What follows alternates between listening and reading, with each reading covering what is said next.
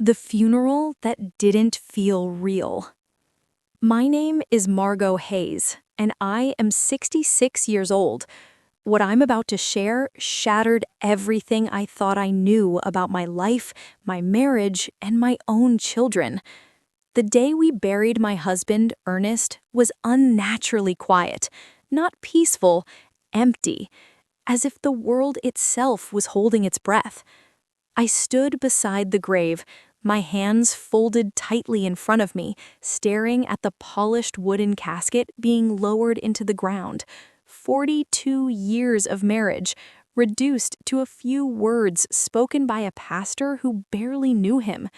My chest felt hollow, like something vital had been torn out and never replaced. That was when my phone vibrated. I almost ignored it. Who sends messages during a funeral? But something made me look. Unknown number. I'm alive. That's not me in the casket. My knees nearly buckled.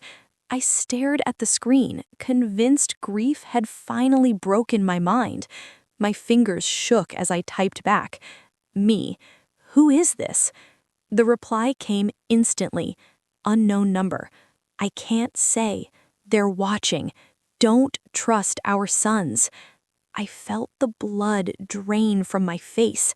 I looked up, straight at Charles and Henry, my sons, standing near the grave. Their expressions were wrong, too controlled, too calm. Their tears seemed practiced, their grief measured. When Charles hugged me, his arms felt stiff, almost impatient. Something inside me whispered that this moment wasn't just sad, it was dangerous. As dirt hit the casket with a dull, final sound, my mind drifted back through the life Ernest and I had built. I met him when I was 24 in the small town of Spring Creek. I was struggling to support my ill mother, cleaning houses for spare change. Ernest fixed bicycles in a shop his father had left him. Grease-stained hands, gentle eyes, a shy smile that made my heart race. We were poor, but we were deeply happy. We married under a wide oak tree with borrowed chairs and homemade food. When rain leaked through our tin roof, we laughed and placed bowls beneath the drops.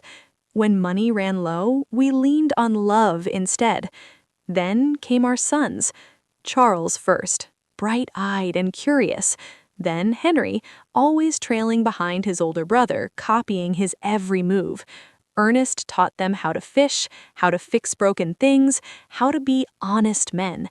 I gave them everything I had, my time, my strength, my dreams. Or so I thought. As they grew older, ambition replaced warmth. Charles wanted more, nicer things, a bigger life. When Ernest offered him work at the shop, Charles refused with open disgust. "I'm not wasting my life here," he said. That sentence broke something in Ernest that never fully healed. Both boys moved to the city. They became successful, wealthy, respected, and distant. Their visits grew rare, their calls shorter. When they came, they spoke about investments instead of memories. They looked at our modest home like it embarrassed them. Ernest noticed before I did. Money didn't just change them, he once told me quietly. It erased us. I refused to believe it. Until now. Standing at the grave, phone burning in my purse, I realized something terrifying. My husband's death didn't feel like an accident. And that message, impossible, chilling, suggested something far worse. As the crowd dispersed, Charles touched my arm. "Mom, are you okay?" I forced a nod, but inside, a single question screamed louder than my grief. If Ernest was truly gone, why did someone want me to believe he wasn't? That night, alone in our quiet house, I replayed the last days of Ernest's life and noticed details I should have questioned sooner. By morning, I would realize one horrifying truth. My husband's death wasn't just suspicious, it was carefully planned. The hospital lies. That first night after the funeral, I didn't sleep. The house felt wrong without Ernest. Too quiet, too still. His coffee mug was still by the sink. His jacket hung behind the door. I sat at the kitchen table until dawn, replaying everything that had happened since the phone call from the hospital. And slowly, the cracks began to show. The morning Ernest was taken to the hospital, I was cooking his lunch, meatloaf and mashed potatoes, just the way he liked. He'd left early for the shop, kissing my cheek like always. Nothing felt unusual, no argument, no warning. Then the phone rang. "Mrs. Hayes, your husband has been in a serious accident. Please come immediately." Accident. That word echoed in my head now. Doris, my neighbor, had driven me because my hands shook too badly to hold the keys. When we arrived at the hospital, Charles and Henry were already there. At the time, I felt comforted. Now it terrified me. "How did you get here so fast?" I whispered to Charles that day. He'd answered casually, "We got a call." A call from whom? I was Ernest's emergency contact. Inside the ICU, my husband lay wrapped in tubes and machines. His face was burned, bandaged, barely recognizable. When I held his hand, I felt a faint squeeze, weak but deliberate. He was still there, still fighting. Over the next 3 days, my sons rotated visits. They spoke to doctors more than they spoke to their father. They asked questions that made my stomach twist. How long can insurance cover this? What happens if he never wakes up? Who handles the paperwork? Paperwork, while Ernest lay unconscious. On the second day, Charles sat beside me with a folder. "Mom, he has a life insurance policy, $50,000. There's also workplace coverage." I stared in disbelief. "Why are you telling me this now?" I asked him. He smiled, thin, controlled. "Just being prepared." Prepared for what? That night, alone beside Ernest's bed, I whispered through tears, "My love, if you can hear me, please come back to me." His fingers moved again. His lips trembled as if trying to form words.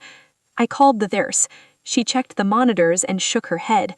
Involuntary movement, it doesn't mean consciousness. But I knew my husband. That wasn't involuntary. On the third day, the doctor called us into a small office. "Mrs. Hayes, your husband's injuries are severe. Infection has set in. The brain damage is extensive." Charles spoke before I could.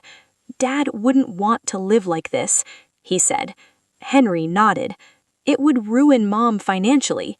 That word again, ruin. I refused to give consent to stop treatment. I begged for time. But early Friday morning, alarms rang through the hallway. Nurses rushed past me. I screamed Ernest's name as doctors worked frantically behind closed doors. At 4:37 a.m., they stopped. Ernest was gone. Or so I was told. What haunts me now isn't just his death, it's what happened after. Charles and Henry arrived an hour later, dressed neatly, carrying documents. Funeral arrangements were already chosen, insurance claims already started. No shock, no disbelief, only efficiency. At the funeral, I received that message. I'm alive. That's not me in the casket. That night, my phone vibrated again. Unknown number. Check the insurance policies. They were changed. My heart pounded. I went to Ernest's old desk and unlocked the metal box where we kept our documents. And there it was. The policy had been increased 6 months earlier from $5,000 to $50,000. I had never known. Another message appeared. Unknown number. Now check the bank withdrawals. My breath caught because I already knew something was terribly wrong.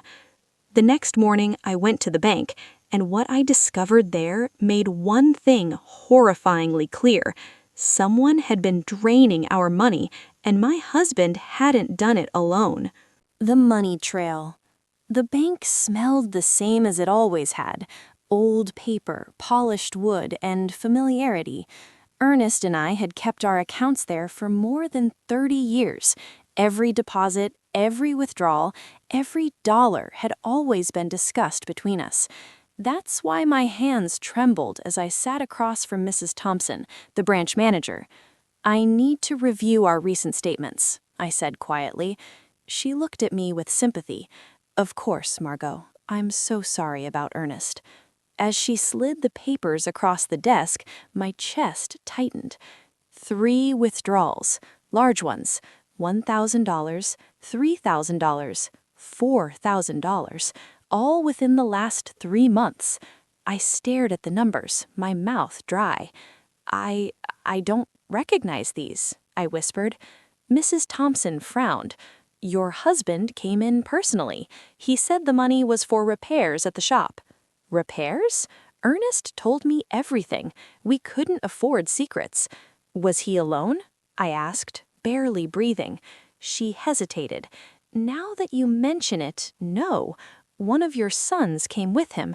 Charles, I believe. He said he was helping his father with the paperwork." My stomach dropped. Charles. I asked to see the signatures. They looked like Ernest's, but shaky, uneven, like someone copying his hand when his strength was fading. I walked out of the bank feeling numb. Outside, my phone buzzed. Unknown number. The insurance was their idea. They pushed him into it. I didn't need to ask who they were. That afternoon, I went to Ernest's shop for the first time since his death. Charles had claimed a machine exploded, but inside nothing was damaged. No scorch marks, no debris. Every machine stood exactly where it always had. Too clean, too perfect. In Ernest's desk, I found a folded page in his handwriting. "Charles insists I need more insurance, says it's for Margot. Something feels wrong." My throat tightened. Another note lay beneath it. "Henry brought papers for me to sign. Says it's about upgrading the shop. I don't understand them. Why the rush?" My husband had been suspicious. He had been scared. Then I found the envelope. My name written carefully on the front. Inside was a letter. "My dearest Margot, if you're reading this, something has happened to me. I don't trust the pressure our sons are putting on me. If anything goes wrong, please don't believe explanations too easily. I love you, always." I collapsed into the chair. That evening, Charles came to visit. He brought wine, smiled too much. "The insurance money should come through soon," he said casually. "About 15,000. "How do you know the amount?" I asked. "I helped Dad with the forms," he replied smoothly. Lie. "What should I do with it?" I asked. His eyes lit up. "You could move somewhere safer, a retirement community. Henry and I could manage the money for you." Manage. Control. After he left, my phone vibrated again. Unknown number. "Go to the police, ask about the accident report." The next morning, I did. Sergeant O'Connell searched his files. "There's no report of an explosion at Ernest's shop," he said slowly. My heart stopped. Then why was he hospitalized? The sergeant swallowed. "Mrs. Hayes, the medical intake lists suspected poisoning." Poisoning. Not an accident, not a machine.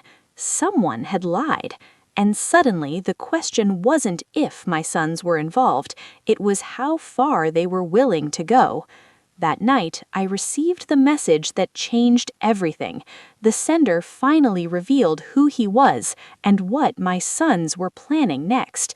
And this time, I wasn't the only target. The voice in the dark. That night, the house felt heavier than ever. Every shadow seemed to stretch too long. Every sound made me jump. I locked the doors twice and kept the lights on, clutching my phone like it was the only thing keeping me grounded. At 11:43 p.m., it rang. Unknown number. My heart pounded as I answered. "Margot, it's me." A familiar voice said softly, I knew that voice. "Doris?" I whispered. Doris exhaled shakily. "Thank God, I didn't know how else to reach you." Doris had lived next door for nearly 15 years. She and Ernest shared morning tea when I was busy. She knew our routines, our lives. Why the messages? Why all this secrecy? Because Charles warned me. He told me if I ever spoke to you, something terrible would happen. My knees weakened. She explained everything. Months earlier, Doris had noticed Charles visiting the shop late at night. One evening, she heard raised voices. Ernest sounded frightened. The next day, Ernest came to her house, pale and shaking. He asked me to help hide something, Doris said. A flash drive. He said if anything happened to him, I had to make sure you learned the truth. My breath caught. "Do you have it?" "Yes," she said. "And Margot, there's more." She told me she'd overheard Henry on the phone weeks ago. He said, "Once Dad's gone, Mom won't last long either." The room spun. Doris came over immediately. From her coat pocket, she pulled out a small black flash drive. "Ernest recorded everything," she said. We plugged it into my old laptop. The first file was an audio recording. Ernest's voice filled the room. Tired, scared, but indisputably him. "Charles keeps pushing me to sign insurance papers. Henry says it's for Mom's protection. I don't believe them. They're angry. They say I'm in the way." Another file played. A heated argument. Charles shouting. Henry demanding signatures. Ernest refusing. Then silence. Then Ernest again. "If you hear this, Margot, I tried to protect you." Tears streamed down my face. There were documents too, scanned forms showing forged signatures, altered insurance details, and messages discussing timing and dosage. Dosage. Poison. Suddenly, it all made sense. Charles and Henry hadn't just planned to take money, they planned to remove obstacles, including me. Doris grabbed my hand. "You need to go to the police now." We didn't wait. At the station, detectives listened in stunned silence. Faces hardened, notes were taken, calls were made. By morning, arrest warrants were prepared. But before they could act, Charles arrived at my house. He stood in the doorway smiling like always, except his eyes were cold. "Mom," he said gently, "we need to talk." Behind him, Henry waited in the car. I stepped back. "No," I said, "you need to leave." Charles' smile faded. "You're confused," he said. "Let us help you." Sirens wailed in the distance, and for the first time, fear flashed across his face. As police cars pulled into my driveway, I realized something chilling. The hardest part wasn't watching my sons get arrested. It was knowing the final truth Ernest had kept hidden until the end. The truth that set me free. The sound of sirens cut through the morning air like a blade. Charles turned slowly, his face draining of color as two police cars stopped in front of my house. Officers stepped out with calm precision, hands resting near their belts. "Charles Hayes," one of them said firmly, "you're under arrest for conspiracy to commit fraud and homicide." Henry tried to reverse the car. He didn't get far. Watching my sons in handcuffs felt unreal, like observing someone else's nightmare. I waited for grief to rise, for denial to choke me. Instead, I felt clarity.